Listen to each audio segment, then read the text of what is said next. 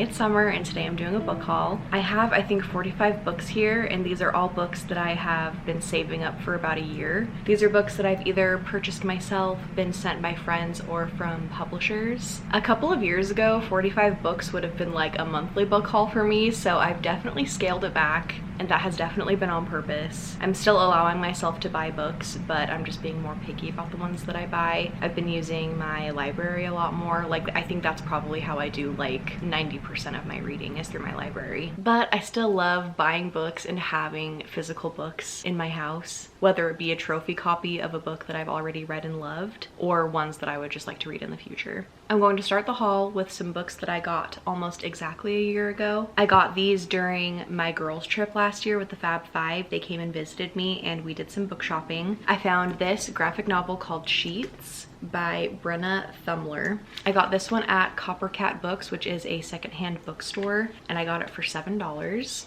I was really excited to find this one because it's been on my TBR for a really long time. It's a graphic novel, and I think since it's kind of like ghosty, I think I'm gonna wait to read this one this October. And then I have two books from the bookstore The Writer's Block, which is one of my favorite indie bookstores I've ever been to. I got The Familiar by Leigh Bardugo while I was there. This one I think is historical fiction fantasy, and it's set in Spain, I think during the 1800s. I think this is a darker fantasy that has to do with like fate and curses. I'm obsessed with the cover. I still need to read this one. And then I have a poetry collection that I got there that I am so excited to pick up. This one is Gay Heaven is a Dance Floor, But I Can't Relax by Charles Theonia. I love just like the shape of this collection, and I also just really like the cover. I feel like I've been like saving this collection for the perfect time, and every time I think about it, I just like want to open it and just read the whole entire thing in one sitting. This one is by a queer author, and the back says, like meeting under a disco ball, Gay Heaven is a dance floor, but I can't relax, proposes reading as a form of friendship. Conversational, inquisitive, and scrutinizing, this book goes out to anyone who has loved someone they'll never get to meet. And then the last book that I got during girls trip, I got at Barnes & Noble, and this is Murder Road by Simone St. James. I got this so that I could read it for my friend Jessie's Sleep When I'm Dead book club. I was one of the co-hosts for this discussion, so if you want to go and watch that, I'll put it in the description. Spoiler, I didn't really like this one, but that's okay because I have a good memory of like buying it with friends. Next, I have some books that were sent to me by the publisher. These two were through Biblio Lifestyle book tours. This one is She's Always Hungry by Eliza Clark. This one is a collection of horror stories. The back says, a woman welcomes a parasite into her body, a teenager longs for perfect skin, a scientist tends to fragile alien flora, a young man takes the night into his own hands. I feel like this is gonna be like weird, unsettling horror, and I cannot wait for it. This one I actually just barely got. This one is Voice of the Ocean by Kelsey Impasici. I really hope I said her name right. This one is a Little Mermaid retelling, but it's sirens instead of mermaids, and she has to assassinate the prince that she saved. Also, the author is a YouTuber and Twitch streamer, and I'm pretty sure this is her debut, which I thought was super cool. I'm so grateful to Biblio Lifestyle, who I've worked with for I think a few years now, for giving me the opportunity to get some books from these publishers. So thank you also to HarperCollins for this book and to Blackstone for this one. This one was sent to me by Vintage Books. It's A Gentleman's Gentleman by TJ Alexander. They sent me a really lovely PR package. This one is a Regency romance with queer and trans characters, and I also really like the cover. So I was so excited to get this. Thank you so much, Vintage Books. I'm really excited to read this one. Next, I'm going to talk about books that were given to me by friends. This one is The Minuscule Mansion of Myra Malone by Audrey Burgess. I've already read this one and loved it. I got this one from my friend Gwen for Christmas. This one is about Myra, who has a blog where she shares this dollhouse that she makes miniatures for and like decorates. And one day, one of the readers from her blog writes her saying that his house looks exactly like the house that she posts online. Next, I have The Tea Dragon Tapestry by Kay O'Neill.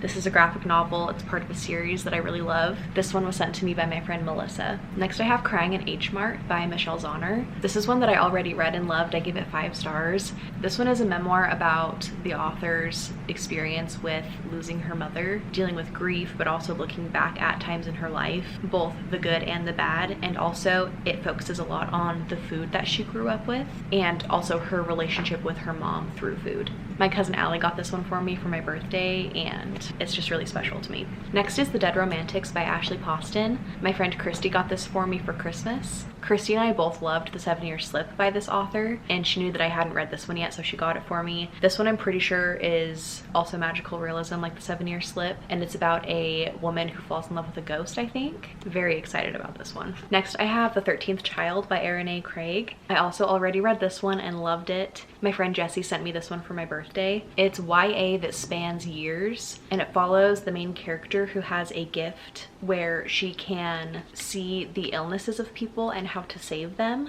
but also sometimes all she sees is that there's no way to save them. This cover is perfect for the book, especially the candles. I loved how gothic and dark this was. This one is a self-help book that my brother got me for my birthday. It's one of his favorite books. It's The Power of Now by Eckhart Tolle. This is normally not something that I would ever pick up, but I'm gonna trust my brother on this, and since it's one of his favorite books, I do want to give it a try in the future. I'm just going to have to be in the mood for it. This is another one from my friend Gwen. She got this one for me for my birthday.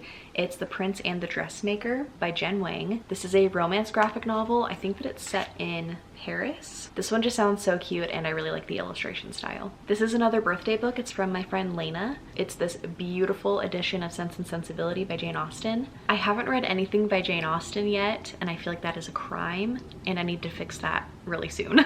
This is another birthday book from one of my besties, Jordan. It's another graphic novel. This is The Princess and the Grilled Cheese Sandwich by Dea Muniz. I don't really know anything about this one except for like what the cover and title kind of gives away. It looks really unique and cute, and I also really like the art style in this one. This is another one from my friend Melissa. It's In the Weeds by B.K. Borison. I've already read and loved this one. This is the, I think, second book in the Lovelight Farms series, which is one of my all-time favorite romance series that I've read. There are 4 books set in this series. Each of them takes place during a certain season and follows different characters that all work at Lovelight Farms or are connected to it somehow. Beckett is a grumpy farmer and he loves animals.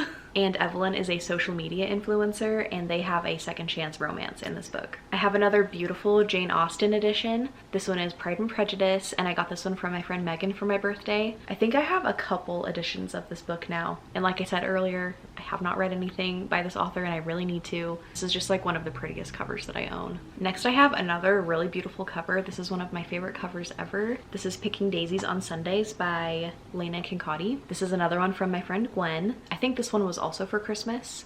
I think this one is Friends to Lovers, maybe Fake Dating, and I think it's a second chance romance. This is another one from my friend Melissa. This is Don't Want You Like a Best Friend by Emma R. Albin. This is another one that I've already read and loved. This is a Victorian era romance. It's Sapphic Friends to Lovers, and it was so cute. And then this last group of books are ones that I just purchased myself. This stunning edition of After the Forest by Kel Woods. I got this one from my friend Megan's Pango, and she sent it to me in just like the cutest little package, and the book is in just like beautiful pristine condition. She included this bookmark with it. Like, are you kidding me? This one was already on my TBR, but when I saw this cover, I knew that I had to get it.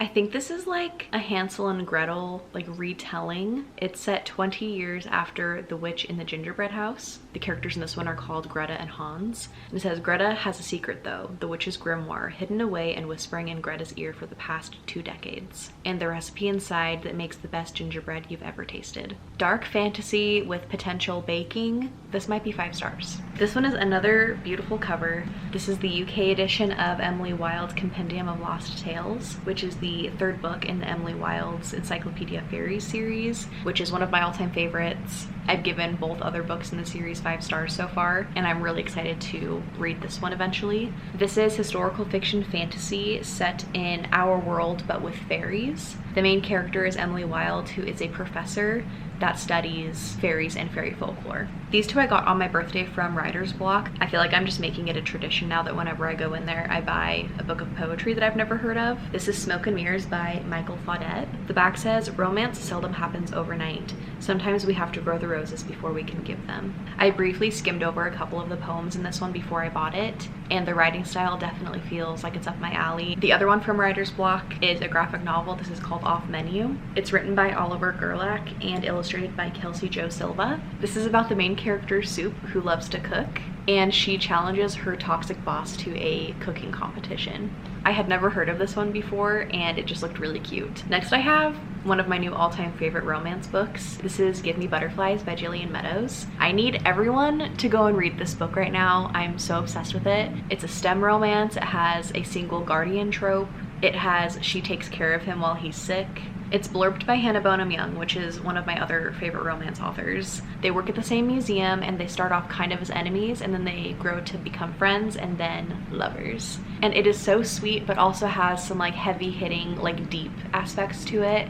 And I love it. I've read it twice now, and it's definitely like tied for my favorite book of the year so far with another book in this haul. I guess the stack isn't technically all books that I bought for myself. This one Travis got for me for Christmas. It's a graphic novel called Bug Boys by Laura Netzger. This is just like the cutest, most happy cover I've ever seen. It's so cute. It says some friends are larger than life. Together, these two beetles are best friends who spend their time exploring the world in and around Bug Village. This art style is adorable. I need to read this immediately. This one is an indie book that I found through TikTok. This is Between Mischief and Magic by Marissa Sorreo. This one is a sapphic fantasy romance. The back says, as the two women embark on their magic-seeking quest, they encounter various fae, sip warm beverages, and devour delicious pastries, all while realizing they may need each other more than they initially thought. And it follows a demon and a princess. Next is another poetry collection. This is Instructions for Traveling West by Joy Sullivan. I was able to read this one early as an ARC and I loved it, so I immediately had to go buy myself a physical copy when it got published. Joy Sullivan is definitely one of my new favorite poets, and I cannot wait to read more from her. If you like Kate Baer's poetry, I would definitely recommend Joy Sullivan. There's a line from one of these poems that I really think that I might get a tattoo of. Hopefully I'm remembering it right, but it's, this time I'm the painter, this time I'm the muse. Obsessed. If you like poetry, please read this. After that, I have another graphic novel. This one is Rainbow Volume 1 by Sunny and Gloomy. I think that I read it for my Bows and Books readathon, and I have a vlog for that if you want to go watch it.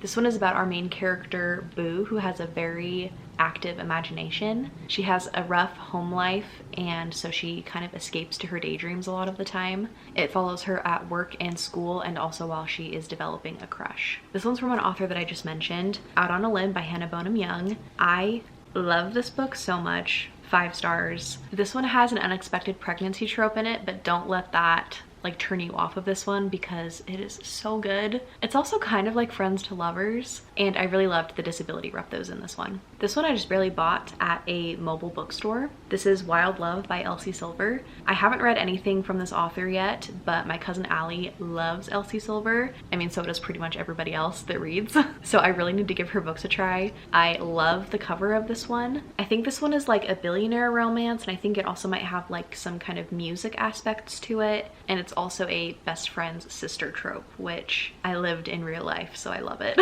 Next I have The Crimson Moth by Kristen Cicerelli. This is the UK edition, so I think that the US edition actually has a different name. I think it's Heartless Hunter, but I liked this cover a lot more, and this was my trophy copy, so I ordered this one instead. This is a romantasy, and it involves witches and like blood magic, and it was so good. I loved it, but I think this one definitely had accurate hype. This is the other book that is tied for my favorite book of the year so far.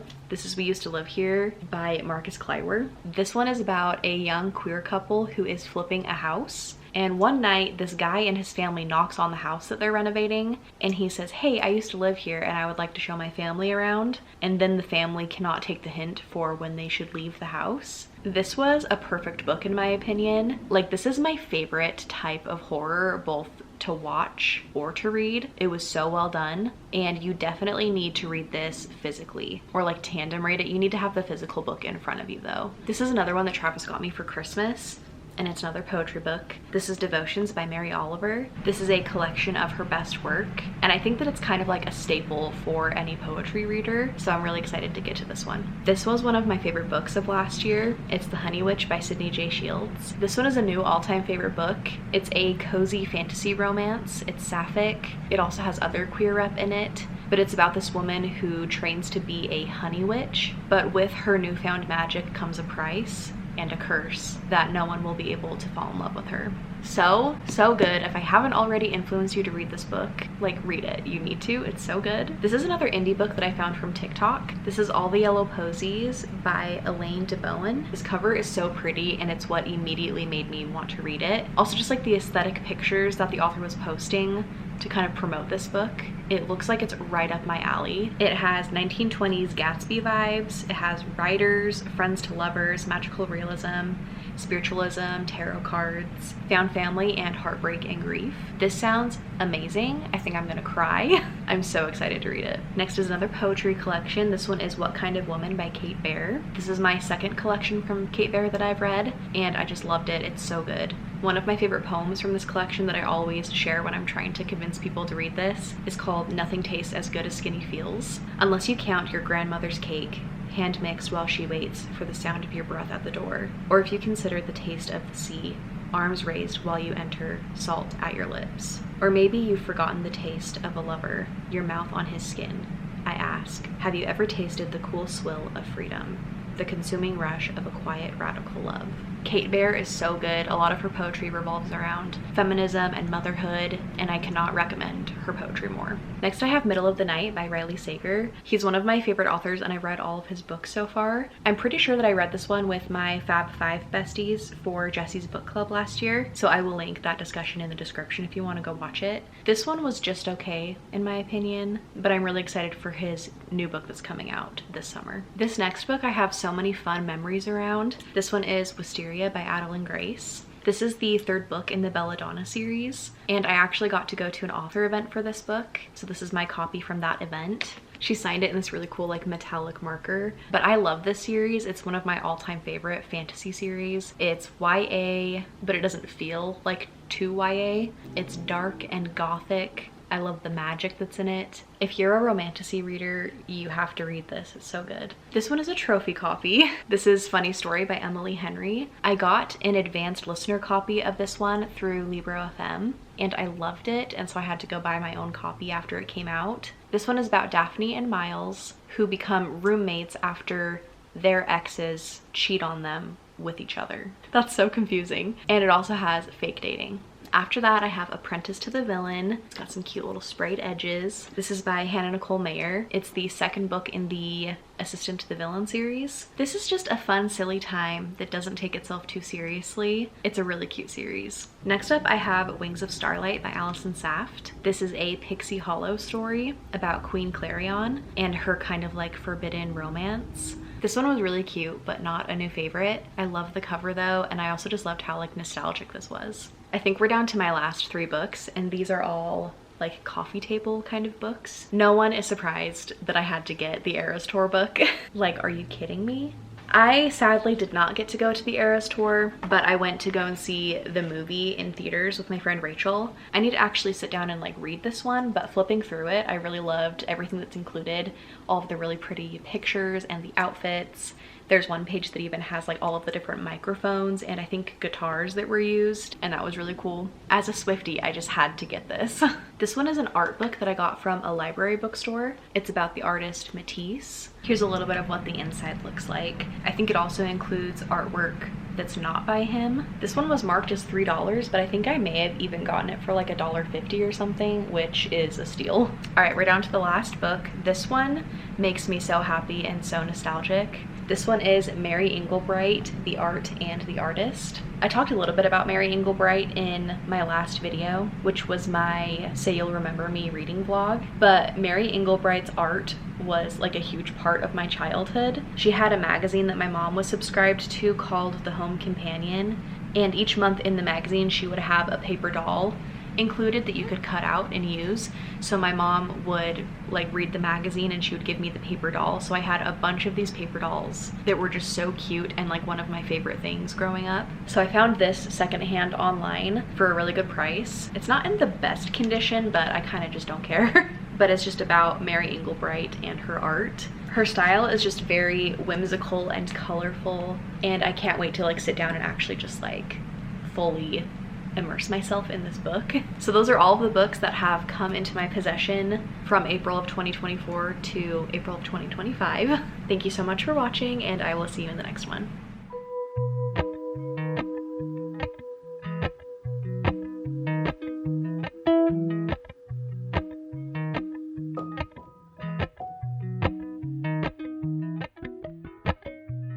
Appalachian sunrise.